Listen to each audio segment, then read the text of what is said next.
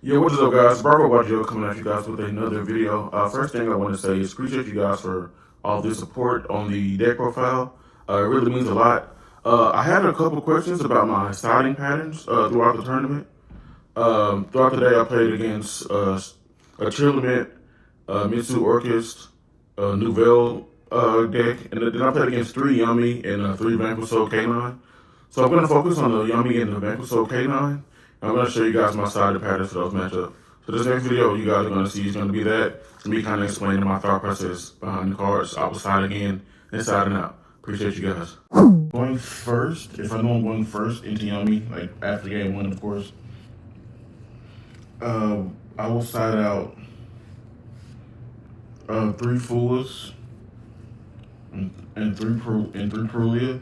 So what's one really good thing about main deck and Charmy's like going second or going first, like going first are like super easy to side out. And then so those six cards go out the Charmy's.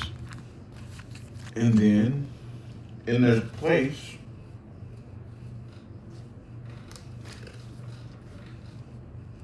would be three Solemn Strike. This is a really good like one first card into anything. Counter Trap, you know what it does. I feel like a lot of people are playing some form of Solemn in their side deck, either Strike, Judgment, or Warning. Strike has always been the one I prefer.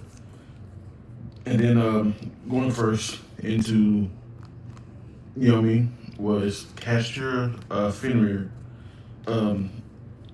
A really big weakness of Yummy is you banishing their field spell. Like you banish the field spell either with SP or with Fenrir in this case, like they can't get over like your big bodies. Their only way to do it is to go into SP Little Knight and banish your guy.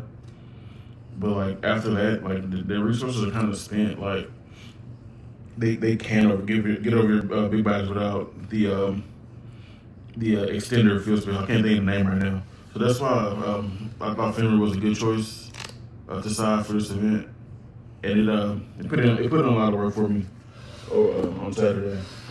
Now going second into Yummy is not much different.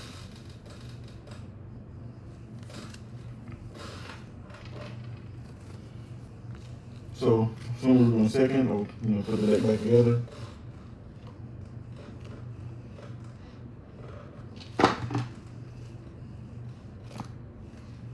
So going second into Yummy, we would take out two Azuna, a Jokel, and a case of K9. One Lulu and one Lucius. So these six cards would come out. And then Fenrir stays. Again, like I said, it doesn't matter when you banish it, how you banish it. Like Fenrir banishing that field spell is like it's almost automatic dub. So three Fenrir go in. And then the back row 8 goes in. The two Lightning Storms and the one Duster. Like I said, I think a lot of people, let me move these up for you guys. There we go. A lot of people are on Solemns, so you Duster Lightning Storm to either bait out the Solemn or just get rid of the back row that they have. I think it's really good. Also, if you Duster or Lightning Storm, you destroy that field spell, which isn't as good as banishing it, but whatever. You also make them use their surprise preemptively. They don't get a lot of value out of their Yummy surprise. So that's why these cards go in. So that is it. That covers Yummy. Like my thought process on the Yummy matchup. Now, going first into Vanq K9.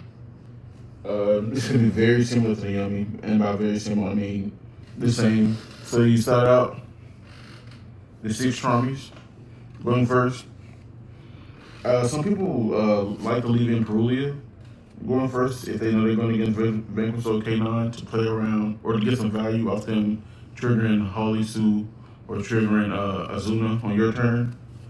Which is like fine, but I don't like the idea of preemptively dropping it and then they don't summon from hand on my turn, and then I'm just down one less card. And one less monster card at that. Like with Dracotail, a monster in hand has like a dead hand trap in hand has a lot more value in this deck because you can just use it as fusion material. So instead of that, so the 6 cards we put in, like again, are the 3 strike. It's a really good card into anything. It's a really super good 1 first card. And 3, Fenrir. The reason why I feel like Fenrir is a super good card in this format, 1, it's better than Perulia going first for that specific situation in this specific matchup because Fenrir can summon itself and it can replace itself. So Fenrir can summon itself, add itself, and if your opponent decides to Azuna you while you have Fenrir on board, it goes Azuna hand effect to summon, and then on a new chain, your Fenrir will be chaining one target their Azuna, and then they can dump with their Azuna. But with Azuna not on board, their Lupus doesn't do much. Like, unless they open Azuna Halisu with a reveal, like their hand's like super crazy, then like so be it. But like Fenrir checks a lot of it. It checks the Azuna, and then if it gets to the point where they do have the Halisu and the Lupus and they do things, you still have your Dracotail spells and traps to like break their turn 0 board while still setting up your own. That's also why in none of my matchups did I ever side out any of the traps, the flame or the horn. Because like once you break a board, which is deck, like I said, this deck is super good going second. I said that in the deck profile. Once you break through your opponent's board, you're not really OTKing a lot, so you still do need to set up interruptions after that. So that's why you never side out your 2 trap cards.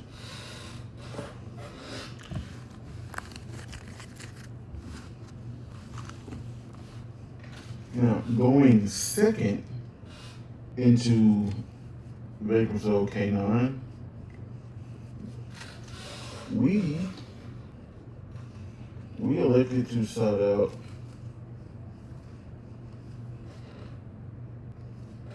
to Nibiru.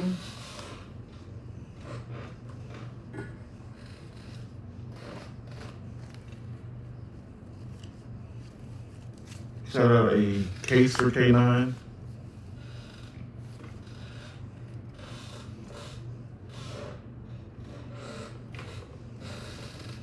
We sided out Lucas, Malulu, and Joku. And we put in 3 Drolls and our back row hate, our Duster,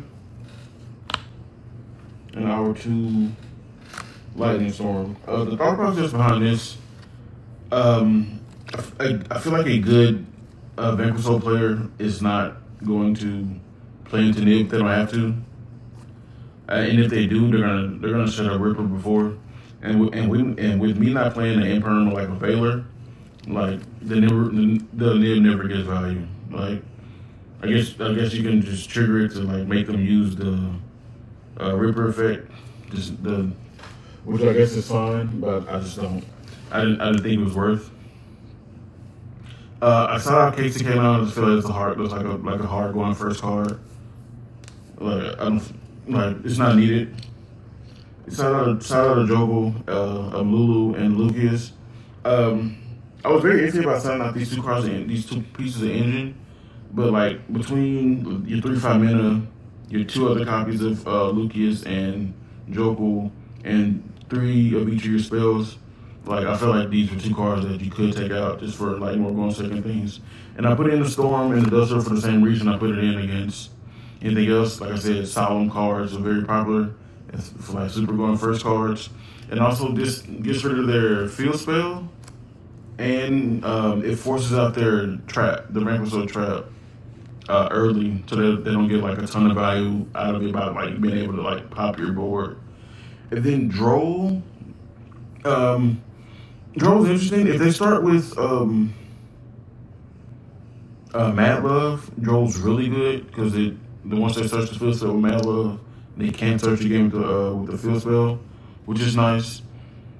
I will say I did have a couple times where I opened Droll and a Charmy, and I definitely just held the Droll if the Charmy resolved, because the more cards in hand, the better. But yeah, that was my side pair. That was the thought process in my matches. There are other matchups, but like I just decided just so this video won't be like super long. I wanted to just go over the matchups I went through during the tournament. But I hope you guys enjoyed it, and if you did, please drop a like, leave a comment, and this is Bravo Wadio signing off. Peace.